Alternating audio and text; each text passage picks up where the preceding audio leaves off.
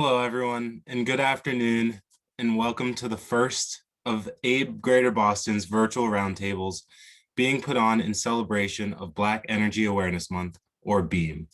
My name is Brennan Thornhill, and I'm extremely honored to be your chauffeur and guide for this short occasion.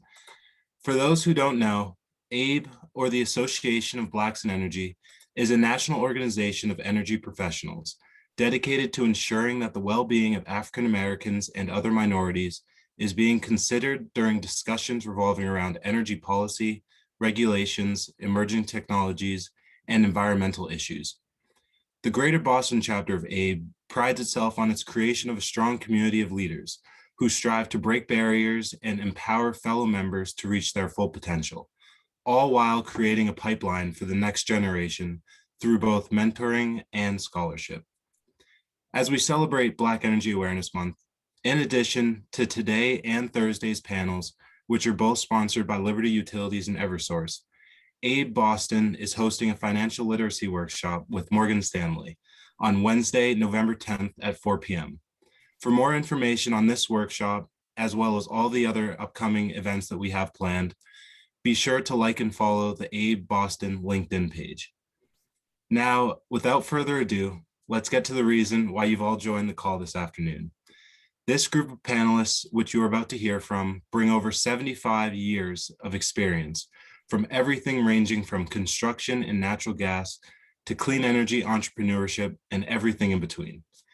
I could literally spend the next hour listing off the plethora of degrees, awards, and accomplishments that these four individuals have amassed over their careers, but that still wouldn't do justice to the impact that they've had on their respective industries.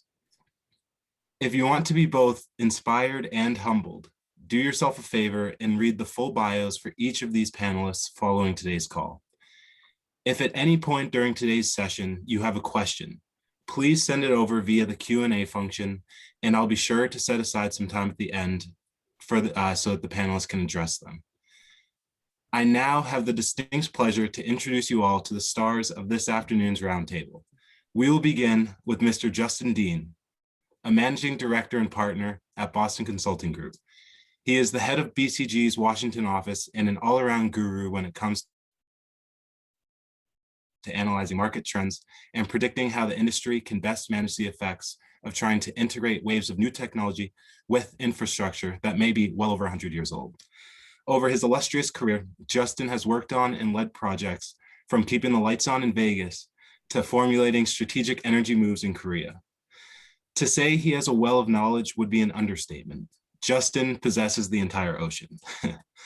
Sean Jones, the managing director of energy storage development at Blue Wave Solar. Sean has literally founded his own clean tech development company, and honestly, I don't think that's the most impressive part of his resume. After reading Sean's bio, I did a little research and found out that his degree in chemical engineering from Stanford University puts him in some exclusive company, as it's estimated that only around 4% of all engineers graduate with the chemical specialty.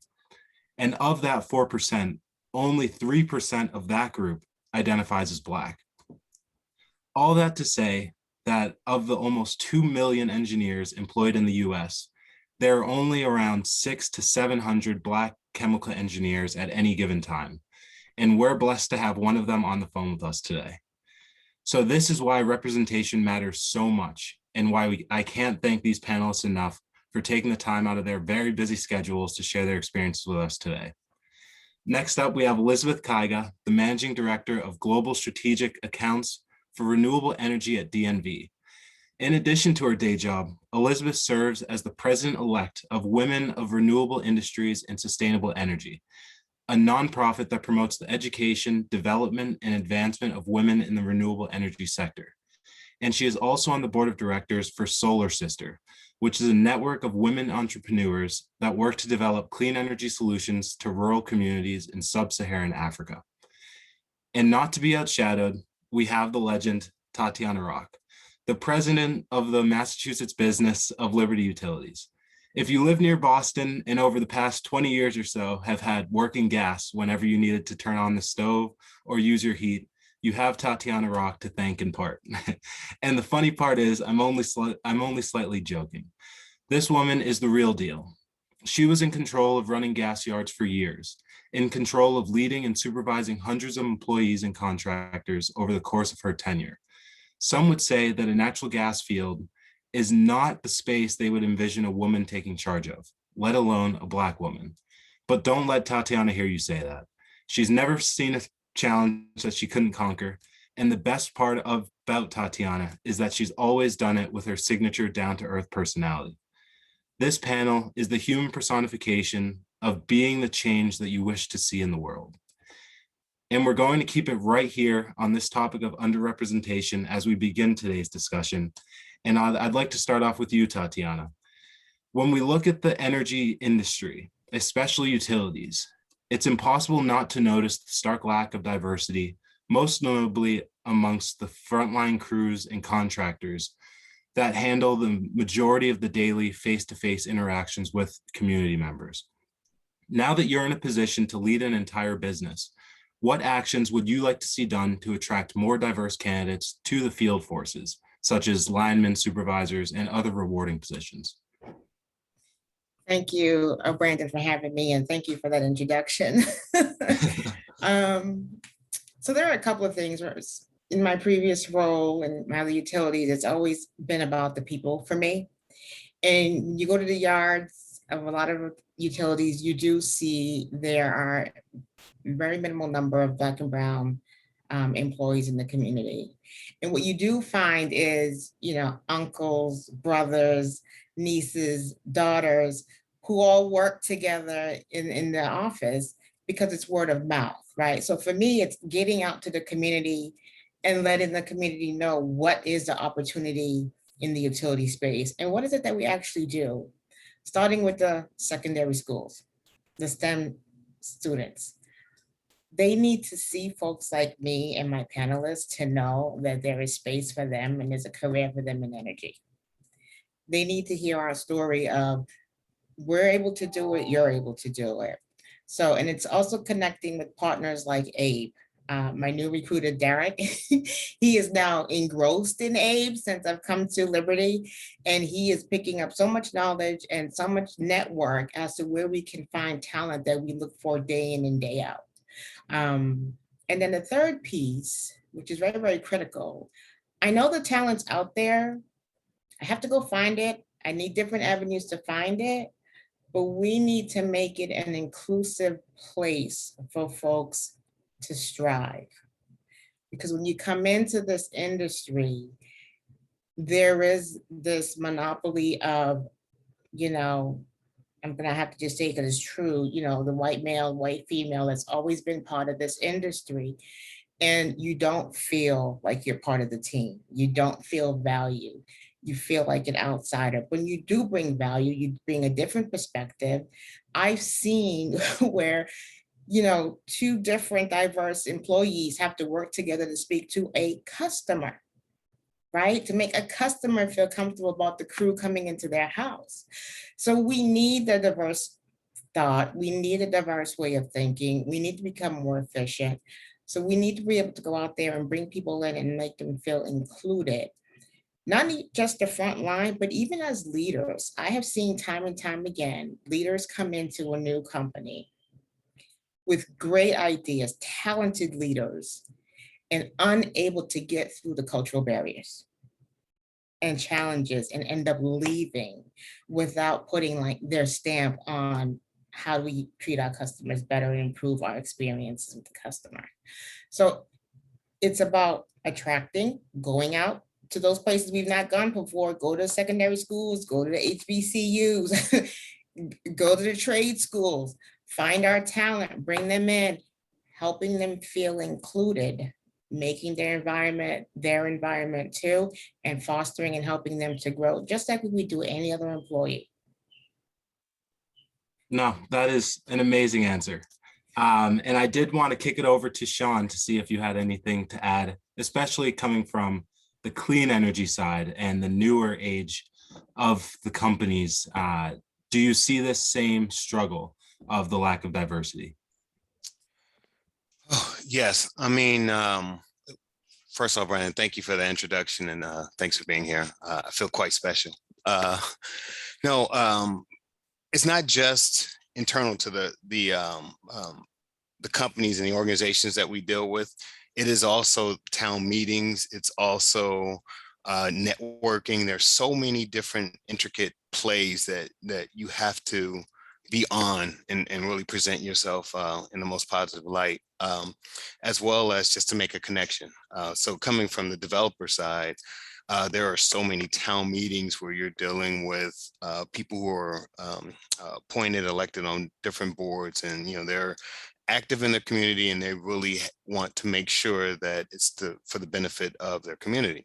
But a lot of times these meetings are held at certain times where other people really can't make it. I have 3 children, so a lot of times my team is out giving a presentation, and I'm helping with homework or making dinner for my kids. And so it's those type of timing barriers that, if I lived in a certain town, I would never be able to attend any of those meetings. And so it's just really trying to connect with people where they are. And so you definitely need not just diversity of who is at the meetings, but the timing of the meetings and kind of like the venues. A lot of these things should be virtual. I mean, I work from home, so there's always someone behind me at some point, and just being able to present, I think we need to make sure that we have that.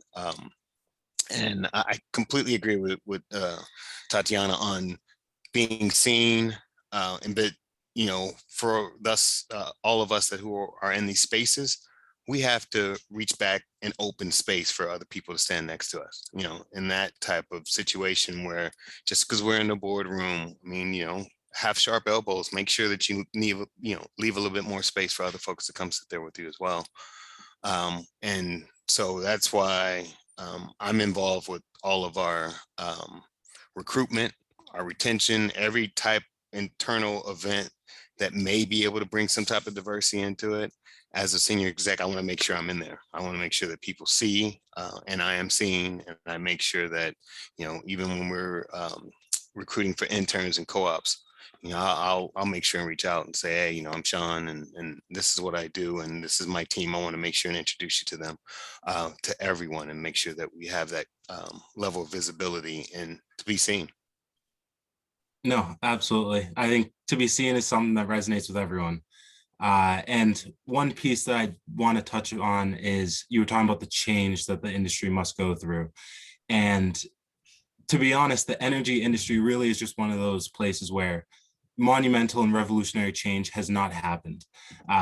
We've always been, you think of utilities, you think of pipes and wires, and not really that cool kind of next wave of thinking. So Elizabeth, what excites you the most about the energy industry that you wish more people were aware of in terms of change and that new wave? I think what I would lean into, which seems a little bit more contrary to the sort of broadly held view, is that there's actually a lot of innovation happening within the industry. And there's a lot of unique opportunities for the next generation of leaders within this industry. So those would be 2 things that I would, of course, everything else that was said before in terms of making space and facilitating those opportunities for more diverse participation and a more inclusive environment all apply, and we have to do that part, but I think those opportunities do exist. And I think right now the trend is towards really leaning more towards emerging technologies, even with regulated utilities. There is that trend. And creating opportunities that I think will really appeal to the next generation of leaders. So those are the 2 things that I would emphasize. Okay. And Justin, same question to you. What excites you the most about the energy industry that you wish more people were aware of? Yeah, no, thank you so much, Brandon, and pleasure to be here. I think, when I started in this industry, and I think several of our panelists, short of railroad, steel, or U.S. government, utilities were kind of on the back foot. I think, over the last 10 to 15 years, as sustainability, and there's been a greater emphasis on societal impact and how energy can actually affect that and affect change. That's brought innovation, that's brought, I think, different types of talent, different types of companies to play in our space, which has, accelerated, I think, new ideas, new thinking, and how energy can play a role in, enabling our future and helping to kind of achieve benefits, from everything from, just having reliable power and gas service to actually kind of serving as the catalyst for kind of a carbon neutral footprint. No, phenomenal answer. And Brandon, I'll just add to that, right? So coming up in the industry, it was always about providing reliable, safe, efficient gas to our customers. And now I find myself thinking, ooh, in 4 or 5 years, I need to start thinking how I give renewable gas and how do I use the infrastructure I have today to provide to get to net zero. So at this point at the juncture, we're part of that foundation and we're part of that solution that people aren't aware of, right? They think it's all electricity, but we're going to get from A to B. And it's not just one answer. There's several ways to do this. And the gas utility plays a large role in getting there. Okay. And Tatiana, to that point, do you think that what do you think is needed in terms of at least shifting public opinion? I know that when people think of natural gas, they want to eliminate it now and just kind of go from, as you were saying, A to Z, but we do have to take those baby steps. So what can gas utilities do to better accommodate the needs of the public and, I guess, getting that trust so that everybody knows we are moving in the right direction? It's just going to take some time. I think it's sharing that information. A lot of times we're the engineers, we just go, we innovate, we go and we implement, and we don't really tell the story about it. I have at Liberty, we've made the commitment to net zero to 2050 across our enterprise, not just Massachusetts where the bill is signed, but across. And there's teams of talented people looking into how do we get there. I don't have all the solutions yet, Brandon, but we are looking for talented people to get us there. We're looking at new, RGN solutions. We're looking at hydrogen. We're looking at how do we build or fortify our infrastructure now to be able to transition over. All of that work is being done. All that work is being assessed and calculated. Just have to get it in there so folks can understand and how this is being done and what's the true impact to customers. Absolutely. Brandon, can I jump in on that one too? Yes. I think part of the issue also is, when policymakers make all these legislative decisions, they put these big dates on the end, like 2045, 2050, 2030. And then when people hear that, they're like, oh, well, we want to go much faster than that, because they start thinking, okay, that's 5, 10, 15, 20 years from now. So let's do like these massive activities like right now. Like this whole concept of decarbonizing the grid, like immediately, leaves nothing for transition. You have to actually think about these things in terms of transition. Like the utilities, and I'll chime back to what we said earlier. The surprising thing is people don't understand that the utilities also want to transition. I mean, they're not absolutely blind thinking, oh, it's the oil and gas industry. I know everyone wants to talk about it that way and think that they're like this monolithic, very political, well, they are politically lobbying, but a lot of it is they want to make the transition as well.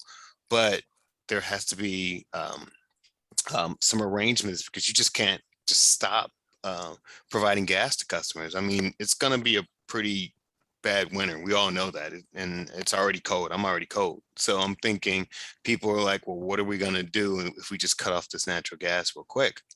I want to have heat because I don't want to be freezing in my place. And so until someone can tell me on the days like this, when I couldn't even look across the building next to me, how am I going to be able to have any type of substantial heat in my place? We have to think about what we have now and make that transition. And I don't think people are really thinking about that. They're just like, oh, let's just do this now.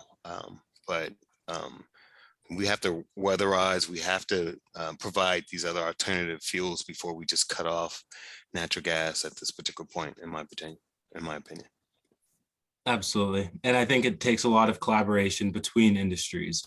And to the point, Elizabeth, for the collaboration between industries, how do you see the relationship between clean energy tech companies such as, Sean's Blue Wave Solar, or a Tesla, which is now creating like wall power packs and like solar panels that you could put on your house, to the general utilities in the sense that we think of them now? Is it a healthy competition, or do you see it as possibly a risky combination? I don't even know that it's competition. I think I would classify it as healthy collaboration. Because I think there's things that can be, there's benefits that can be seen on both sides. And I think the more that is collaborative, the better. I tend to live more on the clean energy side than on the utility side, but obviously I've seen collaboration between the two in many different ways. I think the future, as far as that goes, is pretty bright. As somebody said earlier, I don't know which one of us said this, but utilities are already leaning in that direction, right? Because they're under some of the same pressure that clean energy companies are under, whether it's, the climate change issue and being able to create a resilient and, provide power with both climate risk and cyber risk. I think they're already facing that. I think they're also facing conversations that maybe we'll talk a little bit more around, but also around equitable access and how you make an energy affordability and how you sort of make sure that you're providing this for all consumers without significantly increasing the cost of electricity. So I think some of these challenges they're already thinking about and already leaning into that collaboration, whether it's on the DER side or other potential partnerships that are emerging. So my answer to that is I don't think it's competition. I think it's collaboration, and I think it's very healthy, and we'll create a much better outcome for everybody. Yeah, that's definitely the hope and dream. And Justin, to take it one step further, how do you envision this future impacting regulated utilities? I know that you kind of look at things from that 10-mile in the sky view in studying the trends. So how do you see the changing growth with the influx of technologies such as Elizabeth mentioned with DERs or microgrids? Will it remove the reliance on utilities for energy consumption? No, I think Elizabeth used the right word in terms of collaboration. It is going to be a collaboration, but I also think it's going to change the way how utilities can operate. When I came up as a distribution engineer, if we were improving kind of reliability for a commercial industrial customer, we would, run a new feeder, then cost it out, and then figure out here's what you need to pay, et cetera. Now, I think with new microgrid solutions, there's better collaboration with that customer to say, like, what can you get in front of the meter? What can you get behind the meter? How do you kind of optimize that, not only for kind of one industrial customer, but how can that also be used to improve the reliability and resiliency of kind of, neighboring customers? So you look at a lot of what happened in ERCOT, this past February, and I think, these situations can be avoided kind of through distributed energy solutions, but it is a combination of, it's not just electric, it's going to be a combination of electricity as power and gas, and then some of these new distributed solutions, some of the fixed line solutions, but it has to be more collaborative in terms of data sharing and how we're thinking about these new designs to be effective. Yeah, and the new technologies, I've heard everybody mention the risk of, going forward in the future without making it cost prohibitive. And Elizabeth, I'd like to toss this question to you, but how do you think that we ensure equitable access to future opportunities for really Black and brown entrepreneurs, making sure that the opportunities that we may not have had in the past, we open up those doors in the future? I think it's a loaded question because I've been very much involved in this conversation, and I could take an hour talking about that, but I think it plays to a couple of different things. One is it plays to, first of all, recognizing the fact that we're leaving people behind.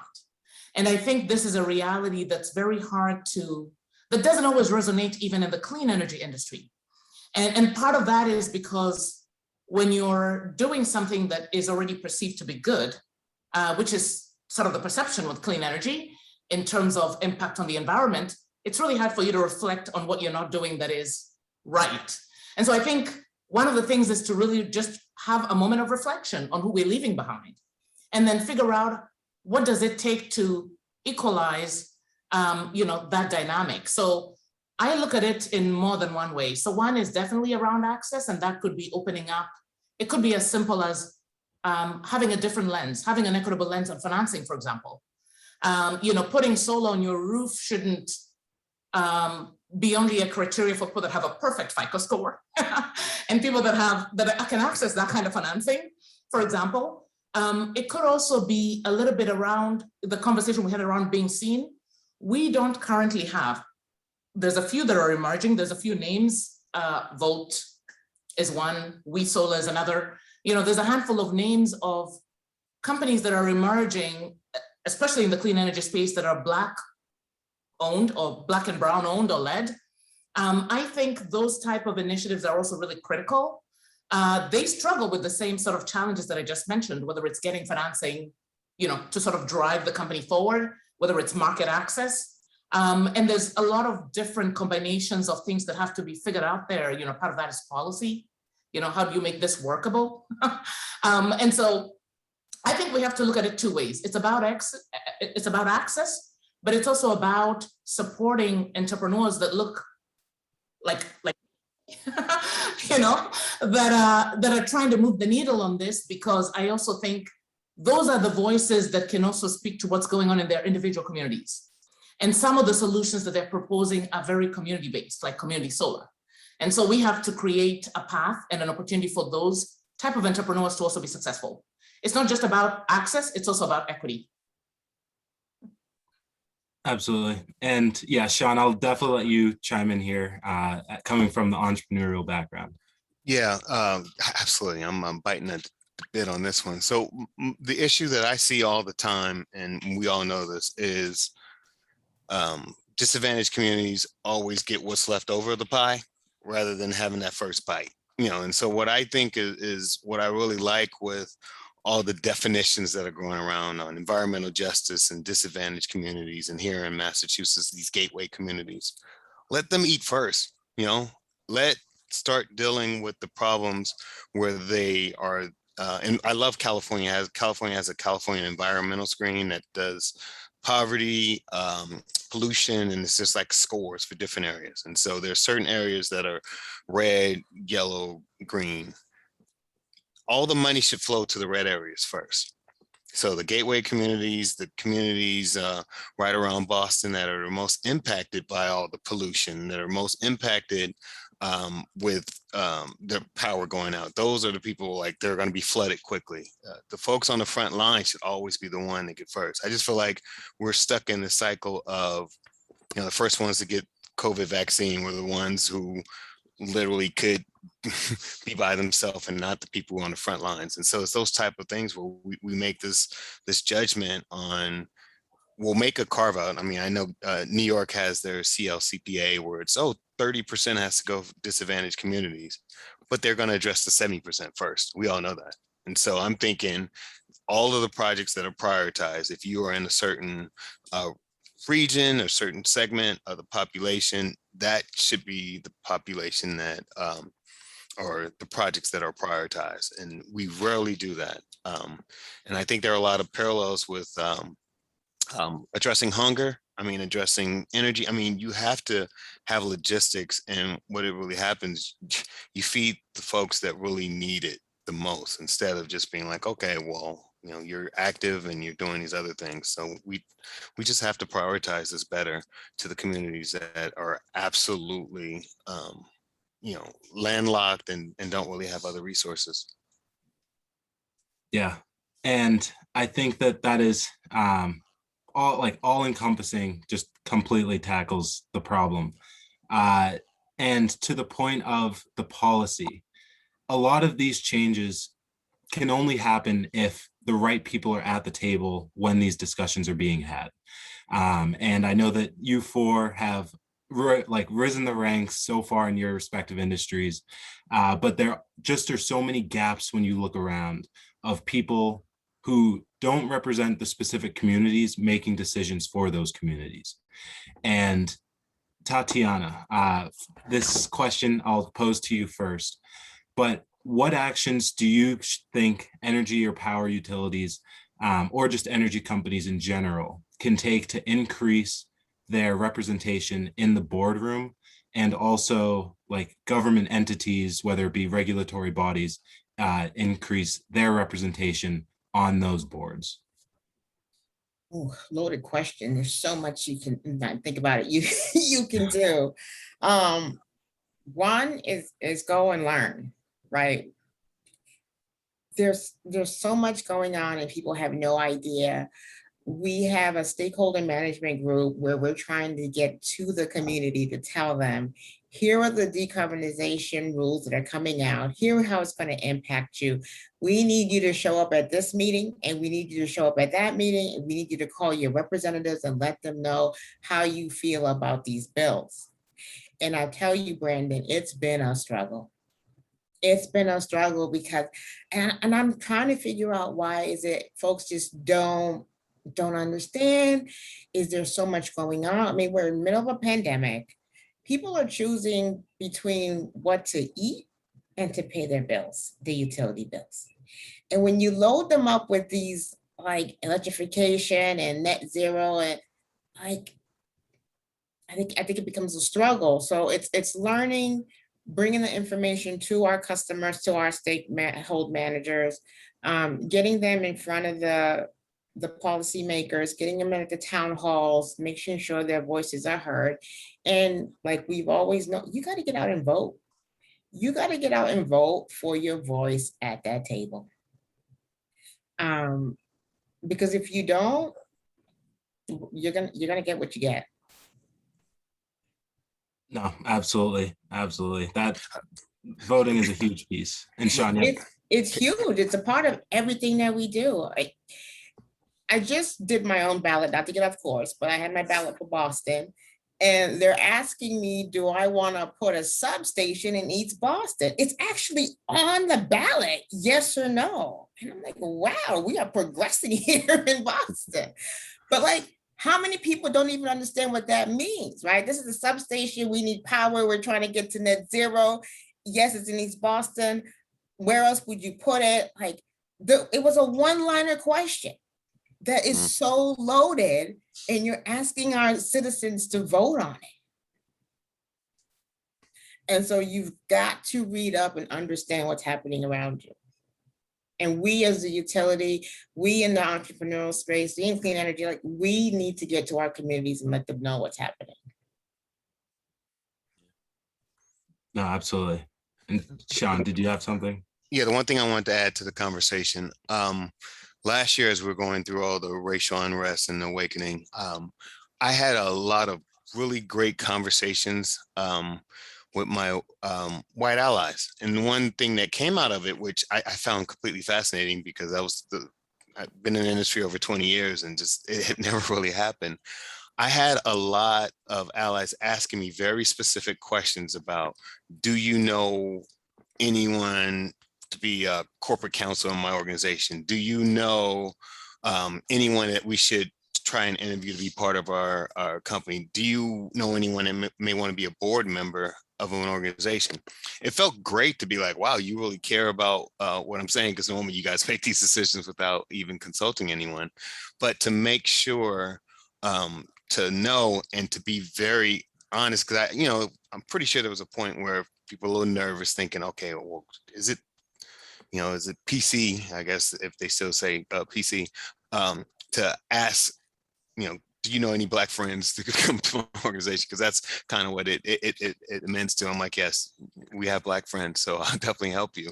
But that's great, because we need to make sure that we know folks that should be in part of those conversations. And if they're asking, then that means they're willing to actually give these people the opportunity for interviewing and for talking. And that just helps all of us better, because there's a lot of talent within the community that never has those conversations. I mean, completely capable, but no one ever uses the agency and the leverage that we have to be able to advocate for others. So I've had some great relationships with that. And so what I would hope that would come out of this is, you know, a lot of our white allies, come ask anyone on this panel for a recommendation if you're looking for someone to join your organization. The people we know, people we think really could have that opportunity for that next level. You know, if they're, you know, associate corporate counsel, and if you want someone to really level up in your company, we can help with that. And I would also say, just to kind of borrow from that theme, Sean, part of that starts with better disclosure, right? Increased disclosure. So I know that in the past, historically, companies have held this kind of information close in terms of what that representation looks like on the board. But studies have been done, a ton of them, and there's no financial impact in a negative way to releasing that information.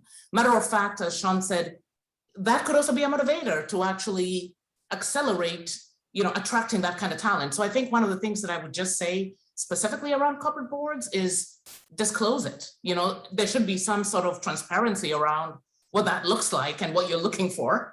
And then having come from the financing world a little bit, I also have to put some of that burden on some of the investor community, right? They have a vote based on the shares they own and manage. And we've seen companies like BlackRock under Larry Fink's leadership really speak out about the importance of diversity on boards. I would also say there's a role here that the investor community could play that would be very critical in terms of accelerating some of that, seeing that outcome in our corporate boards. Yep, I would be just one comment, Elizabeth. You got me fired up because it's a thing of disclosure. We've done a lot of studies at BCG about how the power of more diverse companies actually allows them to kind of outperform, and it becomes a value discussion of, hey, these companies provide more value because of the diversity that they bring. And I think, you know, to that point, you know, having kind of worked and serviced a lot of companies kind of in the utility space and more broadly, people don't disclose the information because they're like, well, our numbers aren't good. Well, here's a dirty secret. No company's numbers are good.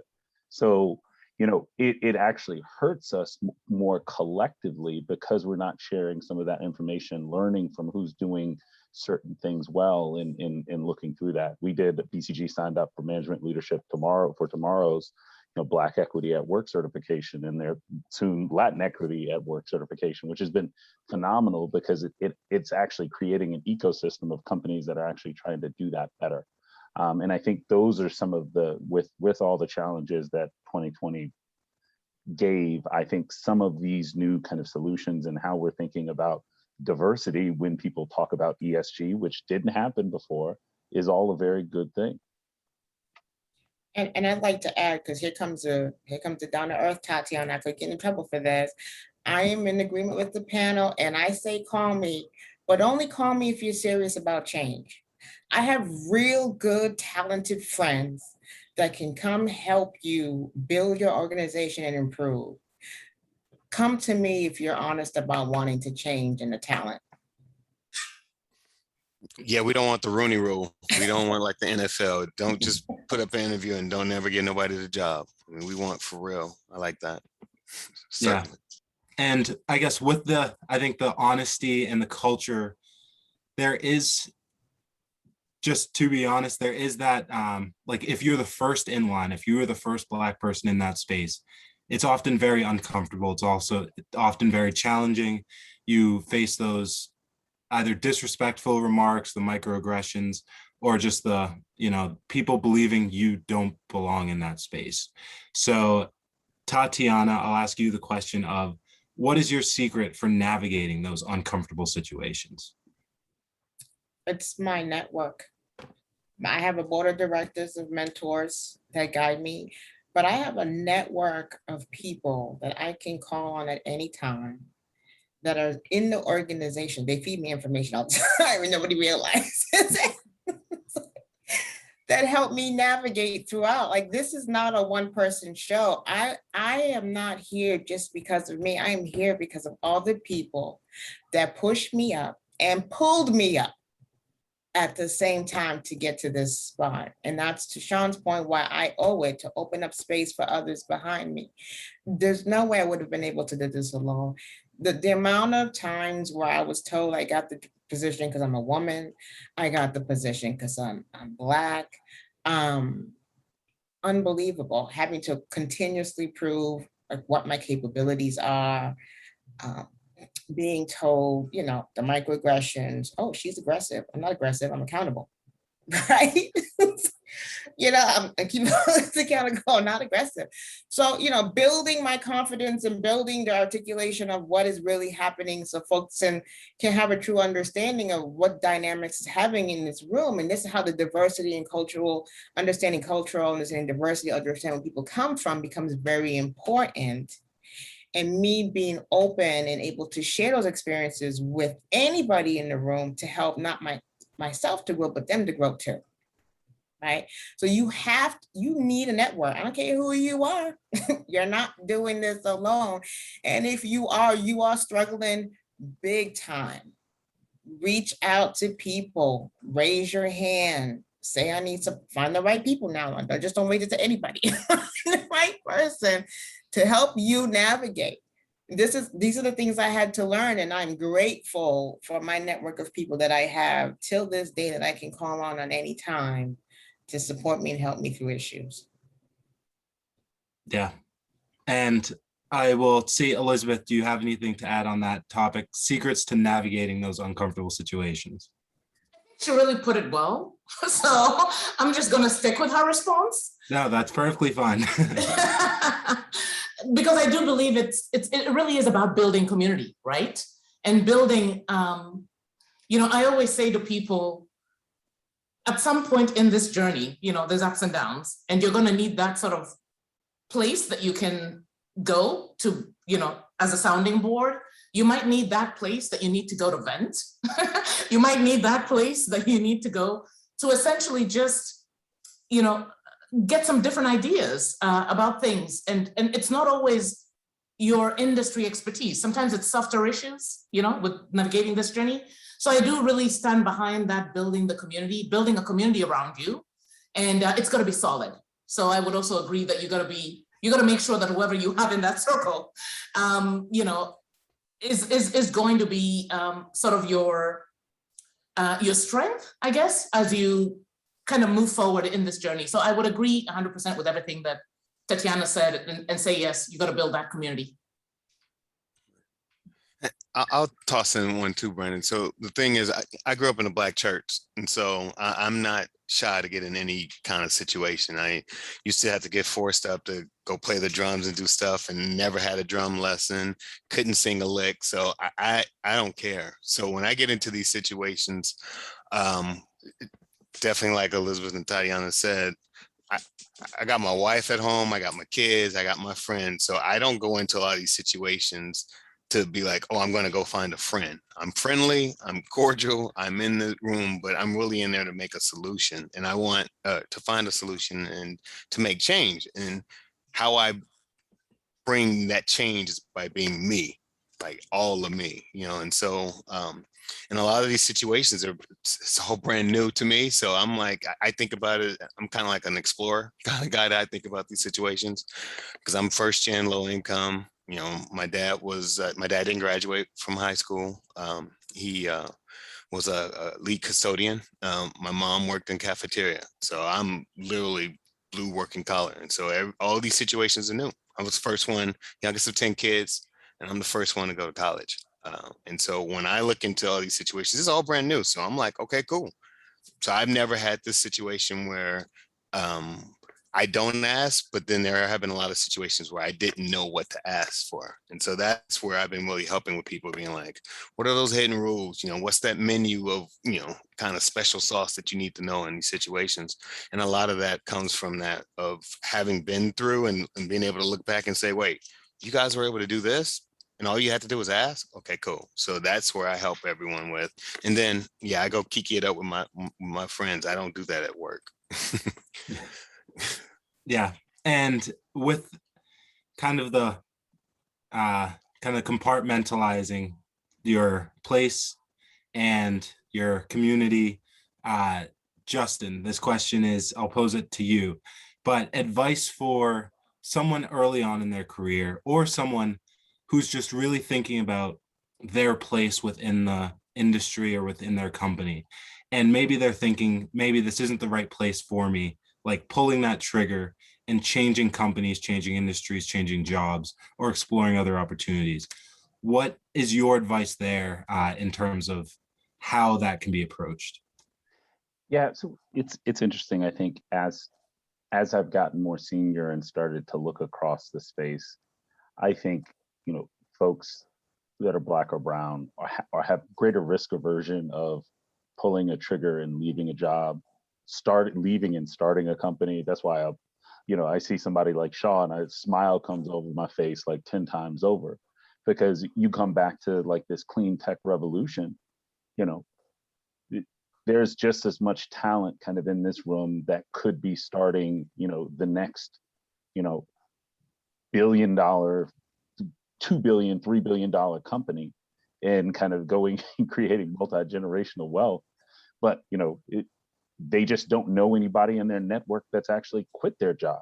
You know, they've got to, you know, I talked to one of my mentees, he graduated with a 4.0 in computer science. And, you know, he said, you know, I want to go kind of start this company. I have some friends doing it, but my parents don't like, they're like, you're turning down a guaranteed job where you're making good money to go sleep on a couch and like, but it's, again, he said, I don't know anybody that's actually done this. So it's versus having a network of folks that have literally kind of the same way that we look at engineering as processes and standards. I have multiple friends that have started companies, failed companies, got more capital to start another company again and again and again. And by the third or fourth time, one of them is going to hit it, right? So I would challenge kind of everybody just to look inside and just bet on yourself. You know, bet on yourself. You take yourself in a challenging situation and know your track record of success. And I think we underestimate that too often. Yeah, and I'll also ask Tatiana for her opinion on this, the ability to pull the trigger and change companies.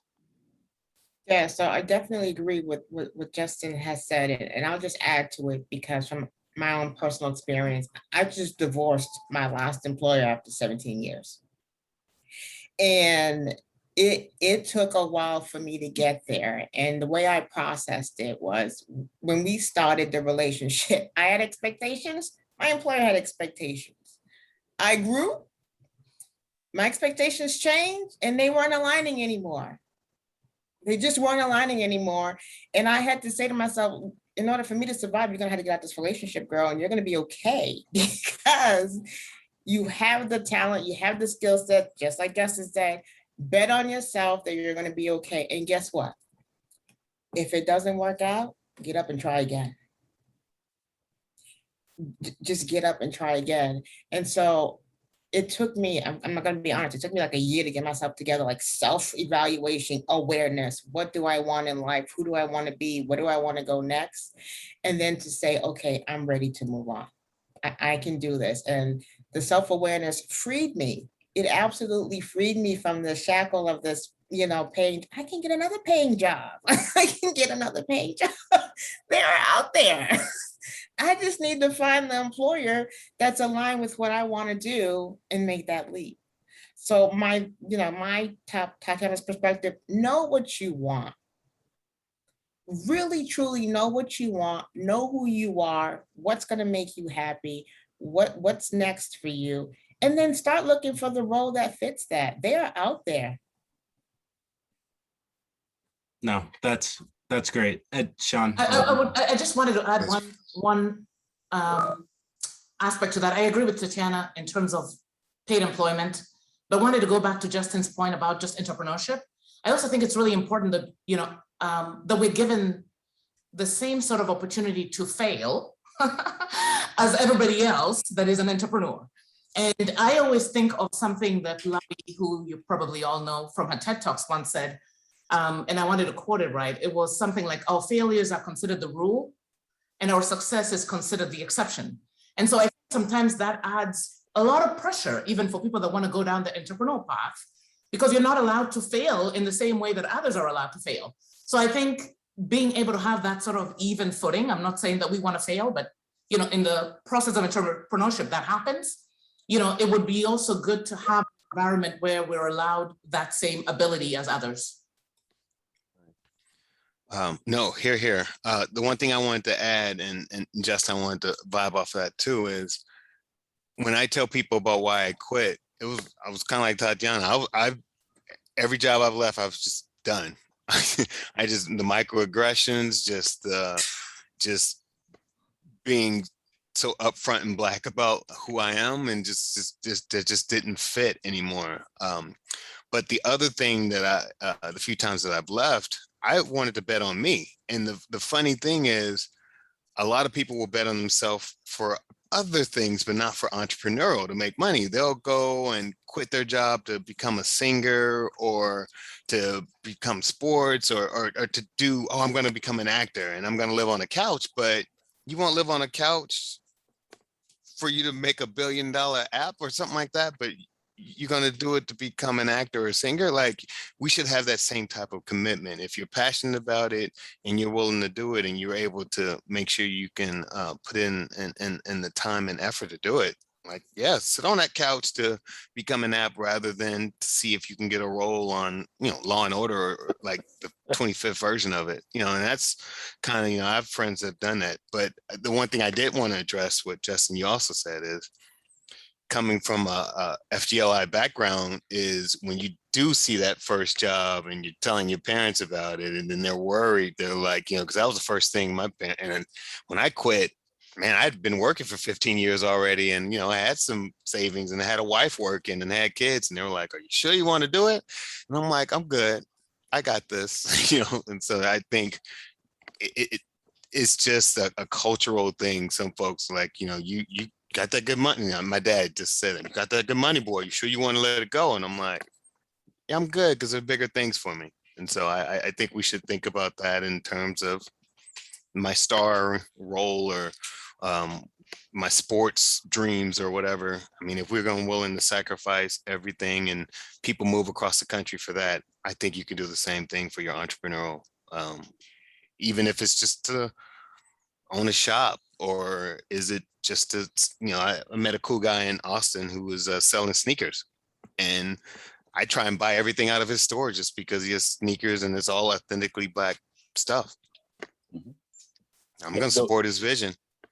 The one other point I would just make, and I would be remiss if I didn't make it, is, you know, we talk a lot. Sometimes people think about entrepreneurship in an organic way. I was like, we don't think enough about inorganic entrepreneurship of, you know, it wasn't until I was in business school that I realized people had search funds. They're like, oh, yeah, somebody's going to give me $25 million to go find this company, and I'm going to raise some debt and go buy a company and scale it. And I said, wait, like, somebody just gives you money? I was like, but I think those are opportunities, because those haven't existed a lot in our ecosphere of awareness, that now, especially more than ever, I think there's opportunities to go pursue those things. There's capital and access to capital that I think we will have that can go do that. And I would urge any of you, if you're kind of thinking about that path, read about it, talk to people, like, leverage your networks, and just talk to people that have done it, because it's not as difficult as it may seem. Mm-hmm. No, absolutely. And I don't want to cut off the discussion here, but I do want to get to some audience questions, and we have been getting a lot. So please, if you have any, please put them in the Q&A and we'll ask the panelists. But the first one is, I'll direct it to you, Tatiana. Megan asks, the pandemic has brought up so many pain points / lack of resources to support our mental health, especially the Latino and Black communities. Have there been any lessons learned by utilities or energy companies during these past few years where they can help better support our communities during these difficult times? I can only answer to the experience that I've seen, but at Liberty, the HR group has been very focused on mental health and understand what's happened with everyone back at home. And so they've offered, advanced EAP programs, employee assistance program, better ways of eating, meditation time, how to manage your day. Just things around self-care. And so my perspective, I'll add to you what Brandon didn't put on, say, on my bio is I'm very passionate about dance. And so I will tell everybody on these days, I'm not available after a certain time because that is my Tatiana time. And that's the time I need to step back and just let things out. I also walk 3 miles every morning so I can get back in this ring that I get into every morning at 8 o'clock. And so, yes, I've seen companies offer, but you also have to get disciplined to making time for yourself. I know this community, I'm part of it. We believe that we need to be working all these hours. Everybody's watching us. Like we have to, like some instances, we have to do 3-4 times better than our counterpart. But I'm telling you, if you don't take the time to take care of yourself, there will be no success for you. And so I really encourage you to find something that gives you a space to meditate, be it 15 minutes. Once you do 15 minutes, it'll go to 30, but get you some me time in that schedule. Really understand what your priorities are, right? Because it happens all the time. All of a sudden it's like 15 and I'm like, well, I can't do 15. Because if I try to do 15, I'm gonna do all 15 bad. I can do 3 well. It's like 3 well. So what are we focused on? What really needs to happen? And having those conversations with your supervisor and manager that you're aligned on expectations versus you putting assumptions on yourself on what those expectations are. Right? Help. Absolutely. Tips to help yourself feel better, because we do this. We assume that we're supposed to do everything and we don't have those conversations, and year end comes and everybody's upset. Right? I have been there. So have those regular check-ins with your boss. Understand what your job and priorities are. Make time for yourself. Even 15-minute meditation. Make time for yourself to clear your mind, think about things, and come back.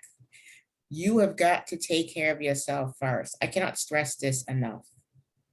Mental health illness is very serious. I have it in my family.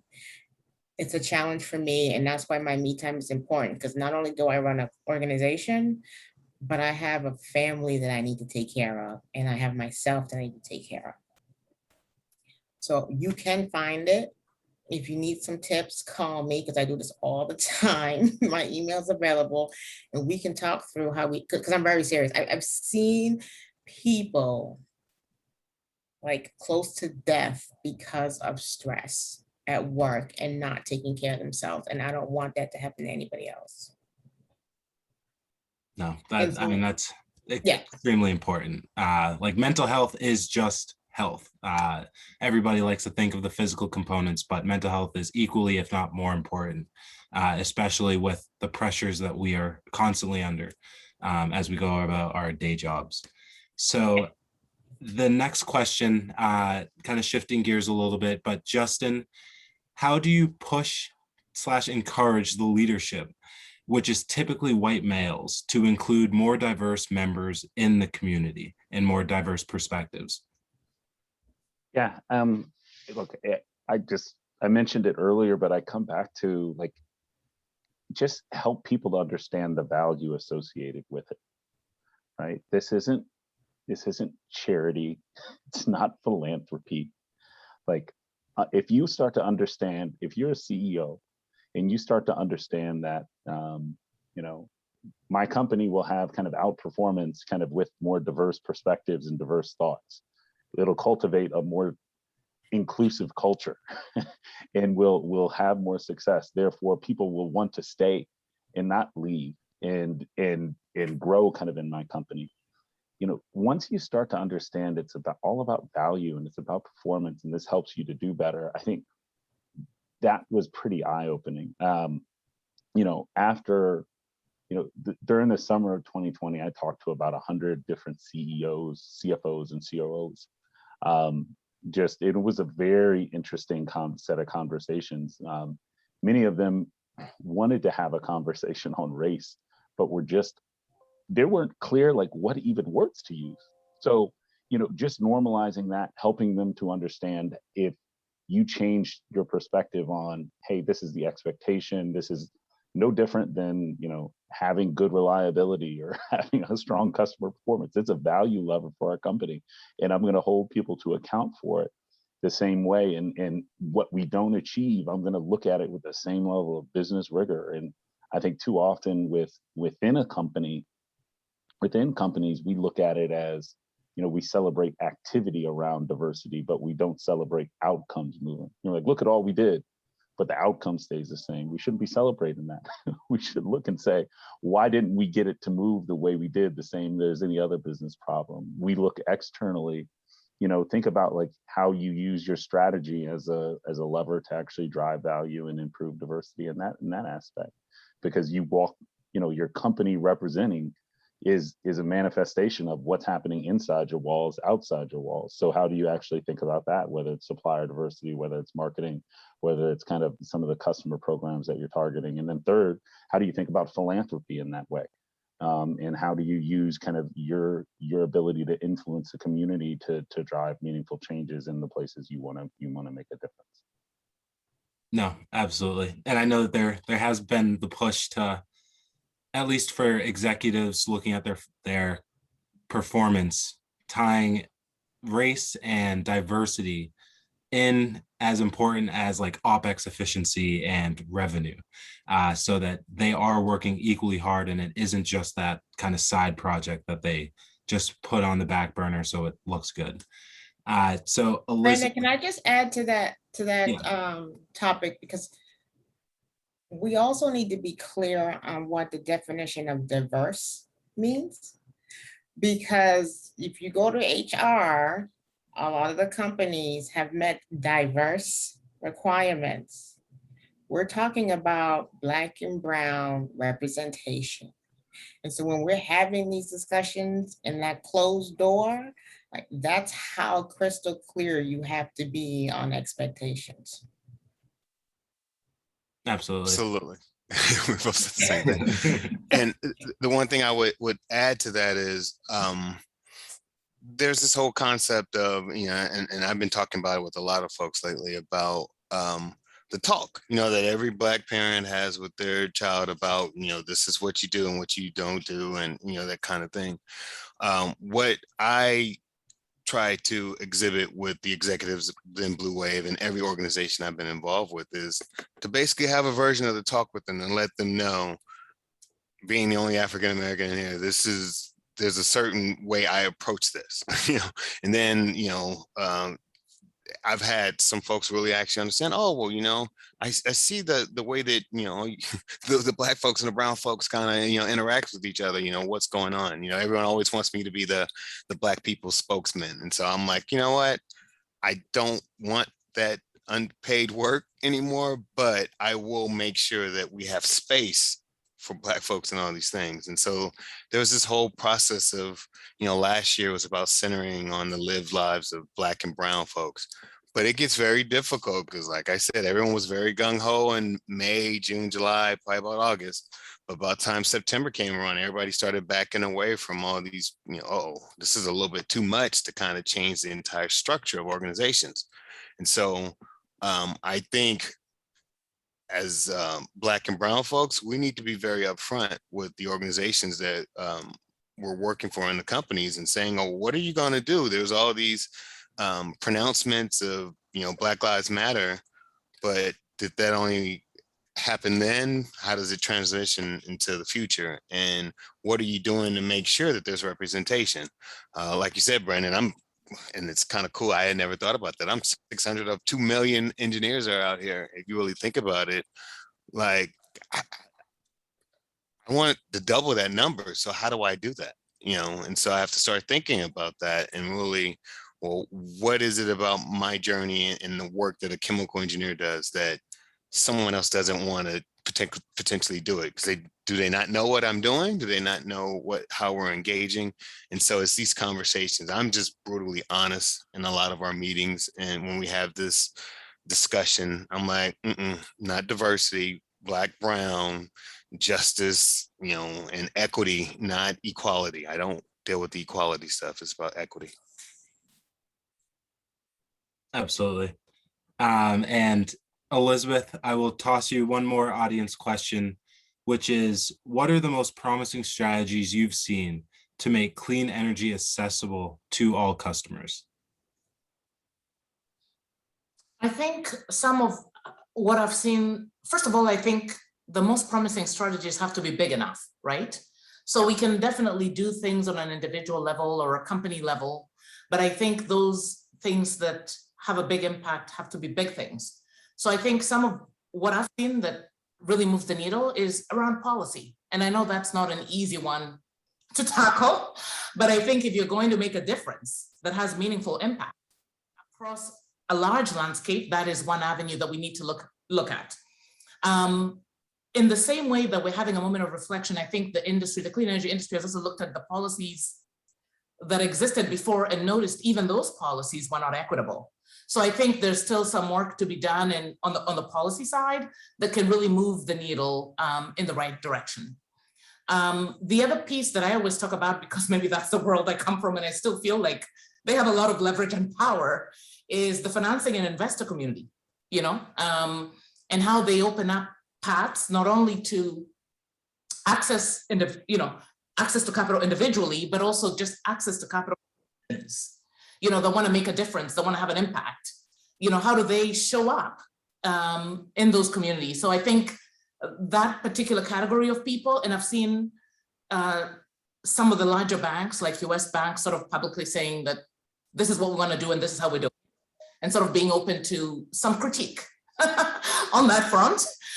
So I think more of them have to be that open in terms of moving the needle. So I would say the two things I see are those two, but obviously there's more that can be done at an individual level, at a company level, at a state level, but, you know, broader kind of federal policy as well as, you know, access to capital, I think would be the two big ones that I think could really have an impact.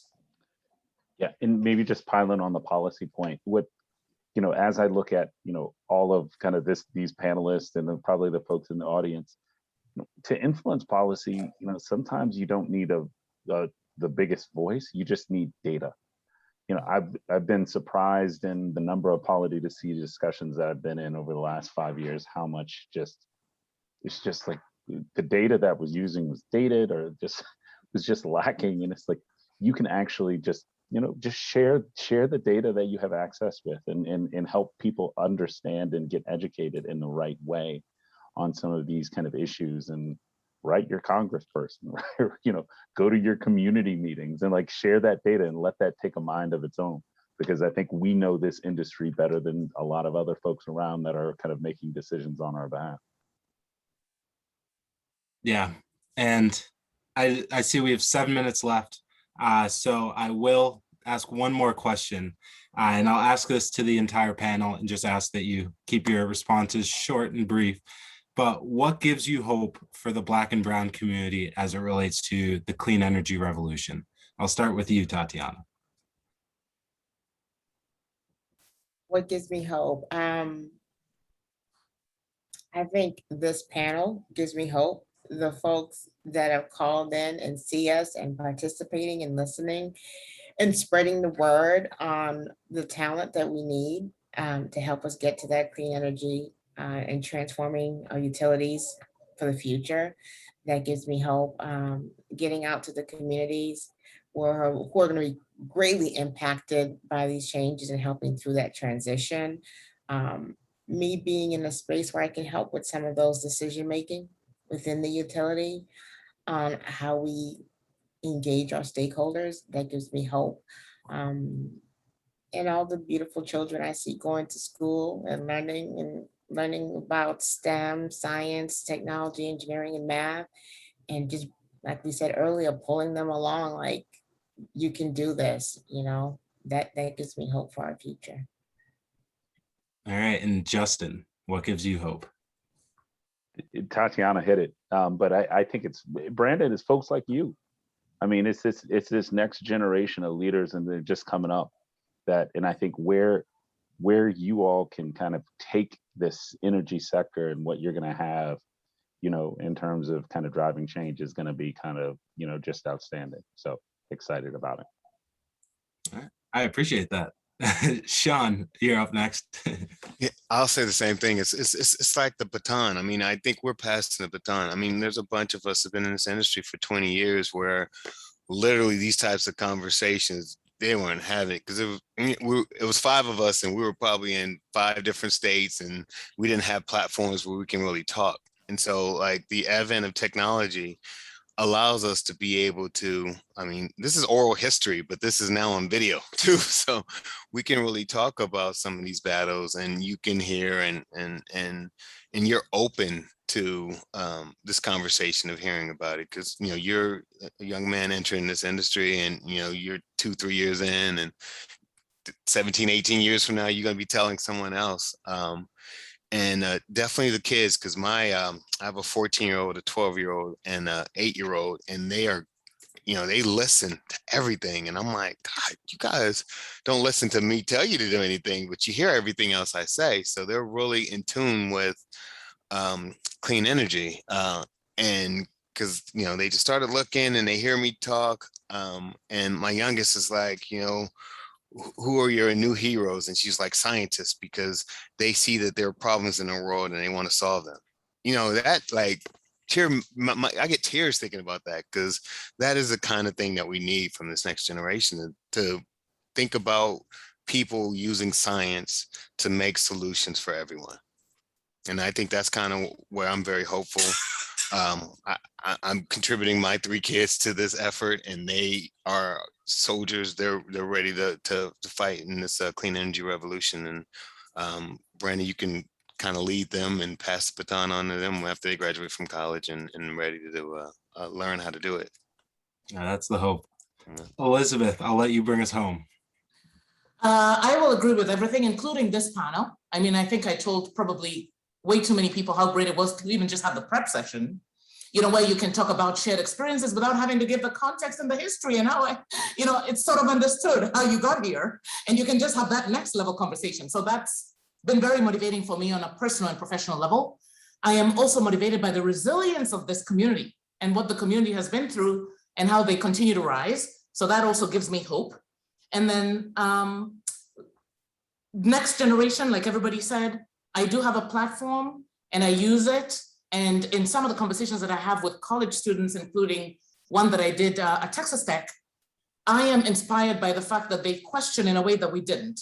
We had a clean energy company on the panel, and they said, this is what your board looks like.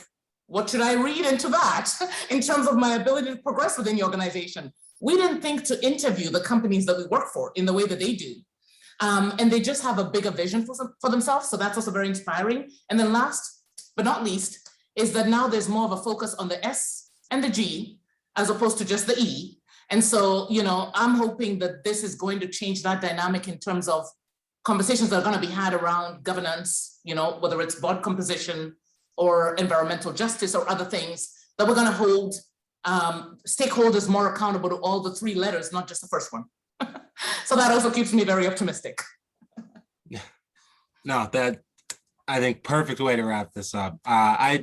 As I guess a representative of AABE Greater Boston, I just want to thank you from the bottom of my heart, Tatiana, Justin, Sean, and Elizabeth, for sharing your experiences. This is something that we hope to continue on in the future. The conversation may end right now, but the dialogue will continue, hopefully for years to come. And just for everyone who joined us this afternoon, thank you so much for your participation. For those who will watch this recording later, Thank you.